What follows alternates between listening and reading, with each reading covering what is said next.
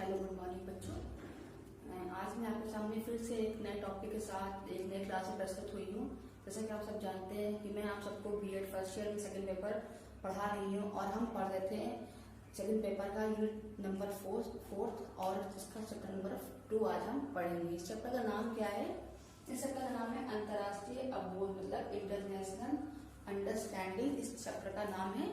तो चलिए वीडियो को स्टार्ट करते हुए हम समझ लेते हैं सबसे पहले कि अंतर्राष्ट्रीय अवबोध का अर्थ क्या है। तो बच्चों, अंतर्राष्ट्रीय अवबोध का अर्थ है, अंतर्राष्ट्रीय अवबोध को अंतर्राष्ट्रीय सद्भावना भी कहते हैं। अगर एग्जाम टाइम पे आपके क्वेश्चन पेपर में अंतर्राष्ट्रीय अवबोध की जगह अंतर्राष्ट्रीय सद्भावना लिख के आ जाए तो कंफ्यूज मत होइएगा। आप समझ लीजिएगा कि इन दोनों शब्दों का अर्थ एक ही है, एक ही इसका मतलब निकलेगा। इसके बाद है अंतर्राष्ट्रीय सद्भावना को अंग्रेजी में इंटरनेशनल प्लस अंडरस्टैंडिंग कहते हैं या से बना है। इसमें इंटरनेशनल का शाब्दिक अर्थ है राष्ट्रों के मध्य विद्यमान, जो राष्ट्र हैं, अलग अलग जो राष्ट्र हमारे विश्व में पाए जाते हैं उसमें मध्य विद्यमान, और अंडरस्टैंडिंग का अर्थ है समझ अथवा अवबोध की योग्यता। मतलब इन दोनों शब्दों को मिलाकर के क्या बनेगा? इस प्रकार अंतर्राष्ट्रीय अवबोध का अर्थ राष्ट्रों के मध्य विद्यमान समझ अथवा अवबोध की योग्यता का विकास करना है। क्या है? अंतर्राष्ट्रीय अवबोध का अर्थ क्या है? राष्ट्रों के मध्य, जो विश्व में अलग अलग जो राष्ट्र पाए जाते हैं उनके मध्य एक अच्छी समझ विद्यमान होना, और अवबोध मतलब सद्भावना की योग्यता, उनकी योग्यता को, सद्भावना की योग्यता का उनमें विकास करना है। इसका क्या करते हैं बच्चों? इसकी परिभाषा है, कुछ शब्द में लिखी गई है।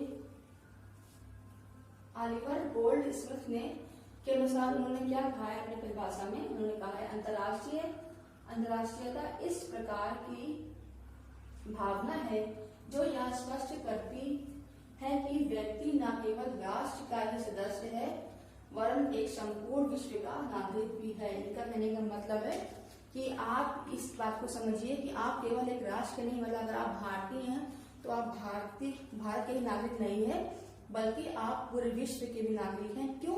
क्योंकि वो अंतर्राष्ट्रीय सद्भावना को जोड़ता है। किससे? व्यक्तियों से। व्यक्तियों के द्वारा ही अंतर्राष्ट्रीय सद्भावना को बनाया जाता है। इसके आगे बच्चों में पढ़ेंगे अंतर्राष्ट्रीय अवबोध को विकसित करने के साधन। तो अंतर्राष्ट्रीय जो अवबोध के साधन है, मतलब किन किन साधनों के द्वारा अंतर्राष्ट्रीय अवबोध की भावना को या भावना को विकसित कर सकते हैं, किन किन पॉइंटों के आधार पे, किन किन पॉइंटों के उपयोग से। तो ये साधन है कौन कौन से? पहला है शिक्षा, दूसरा है रेडियो, तीसरा है टेलीविजन, चौथा है समाचार पत्र, और पांचवा है व्याख्या मतलब लेक्चर। ये 5 पॉइंट हैं जिसके आधार पर हम क्या कर सकते हैं? अंतर्राष्ट्रीय अवबोध को विकसित करने में साधन या उनके विकास की ओर कार्य कर सकते हैं। तो सबसे पहले समझेंगे अंतर्राष्ट्रीय में क्या है, शिक्षा के द्वारा किस प्रकार से हम इसको विकसित कर सकते हैं शिक्षा के द्वारा। तो अंतर्राष्ट्रीय अवबोध को विकसित करने का मुख्य साधन शिक्षा भी है। क्या है? एक मुख्य सबसे पहला पॉइंट क्या है? अंतर्राष्ट्रीय अवबोध को विकसित करने का मुख्य साधन क्या है? शिक्षा है। क्यों? क्योंकि शिक्षा शैक्षिक संस्थानों से प्रदान की जाती है और शैक्षिक संस्थाएं समाज का दर्पण होती हैं, जिसमें समाज में शाश्वत मूल्यों, सामाजिक, सांस्कृतिक एवं नैतिक शिक्षा भी दी जाती है। क्यों दी जाती है? तो समाज में आप शिक्षा ग्रहण करते हैं तो उस शिक्षा के अंतर्गत सामाजिक, सांस्कृतिक और नैतिक स्तर की शिक्षा भी दी जाती है। इस प्रकार हम क्या कर सकते हैं? सामाजिक अंतर्राष्ट्रीय अवबोध को विकसित कर सकते हैं। इनमें समाज के अंतर्गत सत्य, निष्ठा, ईमानदारी और आदि गुणों का विकास होता है, जिनमें अंतर्राष्ट्रीयता की भावना एवं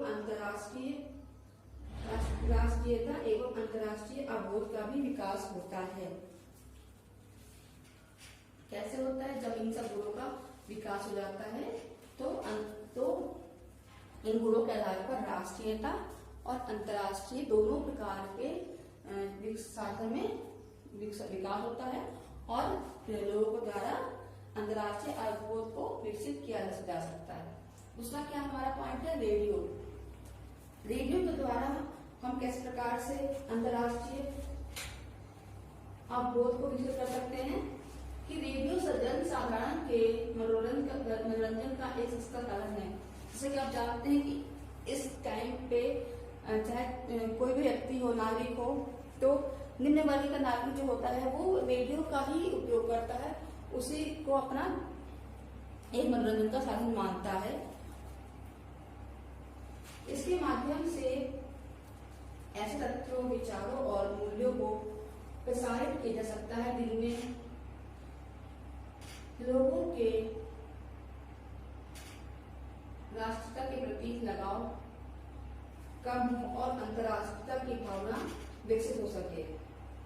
साथ ही ऐसे तथ्य भी प्रसारित किए जा सकते हैं जिससे लोगों को यह जानकारी प्राप्त हो कि कोई भी देश अपने में आत्मनिर्भर नहीं है, सभी अन्यों आश्रित हैं। इनमें भी लोगों में अंतर्राष्ट्रीयता अवबोध विकसित होगा। इस कारण के किस तरह से हम रेडियो के माध्यम से कर सकते हैं? जो पढ़े लिखे लोग हैं वो तो इस चीज को समझते ही हैं, बट जो निम्न वर्ग लोग हैं उनमें उनकी मानसिक स्थिति को विकसित करने के लिए हम रेडियो में क्या कर सकते हैं? इस तरह के कार्यक्रम प्रसारित कर सकते हैं जिसके द्वारा आप जो निम्न वर्ग का व्यक्ति भी है वो भी जागरूक हो जाए और अंतर्राष्ट्रीय अवबोध को विकसित करने में हमारी हेल्प करे। इसका क्या है? टेलीविजन भी एक बहुत अच्छा साधन है क्योंकि यह लोगों के मन मस्तिष्क पर सशक्त प्रभाव डालता है।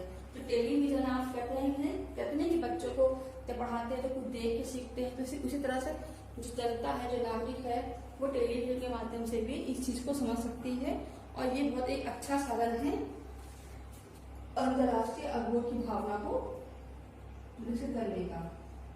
अंतर्राष्ट्रीय अवबोध को विकसित करने वाले सहायक प्रसारण तैयार कराकर टेलीविजन पर प्रसारित किए जा सकते हैं। मतलब ऐसे मतलब नाटक या ऐसे चिल्ले बनाए जाएं जिसके द्वारा इसमें अंतर्राष्ट्रीय सद्भावना या अवबोध के बारे में बताया जाए और लोगों को जागरूक किया जाए। तभी वो लोग हैं अंतर्राष्ट्रीय अवबोध को विकसित करने में हमारी हेल्प कर सकते हैं। फोर्थ क्या है हमारा? समाचार पत्र। समाचार पत्र भी आज टाइम पे चाहे कोई भी व्यक्ति हो, छोटा हो या बड़ा हो, किसी भी दिन वर्ग का व्यक्ति हो, वो समाचार पत्र जो है हर कोई व्यक्ति आज टाइम पर इसका यूज करता है, इसको पढ़ता है। तो समाचार पत्र के द्वारा भी हम अंतर्राष्ट्रीय अवबोध को विकसित करने में सहायक होती है क्योंकि समाचार पत्र आज इसमें के समाचार पत्र के अंदर क्या आप देखते हैं कि आप सिर्फ राष्ट्रीय नहीं बल्कि अंतर्राष्ट्रीय जो खबरें हैं वो भी हमें देखने को मिलती हैं और सारी प्रकार की जो न्यूज होती है या सारे प्रकार के जो विचार होते हैं उनको लोग हर पेपर में प्रिंट करते हैं, छापते हैं, चाहे वो किसी भी देश का, कोई भी न्यूज देश की होती है तो वो छप के हर पेपर में आती है, चाहे वो इंडियन पेपर हो, चाहे वो बाहर का पेपर हो या अमेरिकन पेपर हो, चाहे इंग्लिश हिंदी भाषा में हो या इंग्लिश भाषा में हो, सभी पेपर में सब चीजें छाप की आपको देखने को मिलेगी।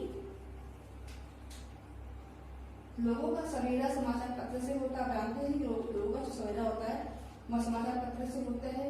उनमें ऐसी सामग्री लेख प्रसारित किए जा सकते हैं जिससे लोगों में परस्पर प्रेम, सद्भावना, सहयोग, सह अस्तित्व और बंधुत्व की भावना विकसित हो। इसमें से अंतर्राष्ट्रीय अवबोध का भी विकास होगा। इस प्रकार से भी अंतर्राष्ट्रीय अवबोध का विकास होगा। लास्ट पॉइंट हमारा पांचवा क्या है? व्याख्यान। मतलब लेक्चर के माध्यम से हम किस प्रकार से अंतर्राष्ट्रीय सद्भावना को विकसित कर सकते हैं, इसमें विकास कर सकते हैं। व्याख्या भी एक अंतर्राष्ट्रीय अवबोध के विकास में सहायक कर सकती है। विद्वानों के ऐसे व्याख्या तैयार किए जाएं जिससे लोगों में विश्व के सभी राष्ट्रों के प्रति परस्पर प्रेम, सद्भाव, सहयोग, बंधुत्व की भावना के विकास में सहायक हो। ऐसे व्याख्यान सभी देशों के बड़े बड़े शहरों में सार्वजनिक स्थलों पर प्रयोजित किए जाने तथा उन्हें टेलीविजन पर भी प्रसारित किया जाना चाहिए, जिससे कि लोगों में अंतर्राष्ट्रीय सद्भावना का विकास हो या विकसित हो। तो जो हमारे अगर हम व्याख्यान तैयार करेंगे, जो विद्वान हमारे में हैं, तो वो या तो कहीं कहीं से समारोह या समूह बनाएं और वहां पर आप इस टॉपिक पे चर्चा करें, इस टॉपिक पे व्याख्यान करें और उसको उस जगह को किसी न्यूज रिपोर्ट के माध्यम से या टीवी के माध्यम से उसको दिखाएं टीवी पे। तो उससे क्या होगा कि जो लोग वहां पे आएंगे वो तो उस चीज को सुनेंगे, जानेंगे भी, और जो लोग नहीं आ पाए हैं, जो देश में अंतर्राष्ट्रीय देश में जो राष्ट्रीय अंतर्राष्ट्रीय लोग हैं जो नहीं आ पाए हैं उस जगह पर, तो वो टीवी के माध्यम से वो इन चीजों को समझ लेंगे और अंतर्राष्ट्रीय सद्भावना